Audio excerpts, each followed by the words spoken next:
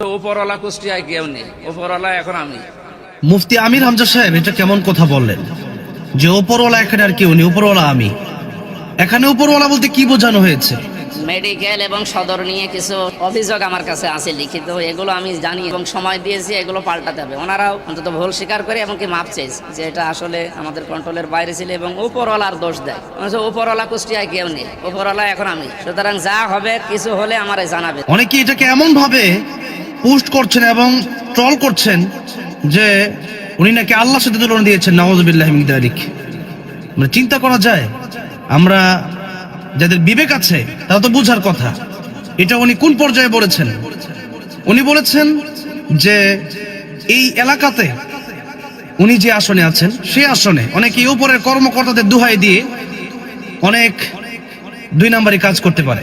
সেজন্য উনি বলেছেন যে আমি যেহেতু একজন এমপি, তাহলে উপরে আমি আছি, মানে উপরে লেভেলে আমি আছি, যেহেতু আমার কথা এখন সবাই শুনে, তাহলে সেই ক্ষেত্রে উনি বলেছেন যে উপরের কর্মকর্তা মানে আমি আছি এখানে। এইটাকে যারা মানে অন্যদিকে নিয়ে আপনারা ট্রল করছেন, এটা মানে একটু নিজের বিবেকের কাছে প্রশ্ন করেন কতটুকু ঠিক হচ্ছে। সুতরাং একজন আলেমকে নিয়ে এইভাবে ট্রল করাটা আমাদের কারোর জন্য উচিত নয়। আর পুরো বক্তব্যটা আপনারা একটু শুনবেন যে উনি পুরো বক্তব্যটা কি বোঝাতে কি বলেছেন এই কথা, তাহলে আশা করি এই প্রশ্ন আর থাকবে না ইনশাআল্লাহ। আল্লাহ পাক আমাদেরকে বোঝার তৌফিক দান করে।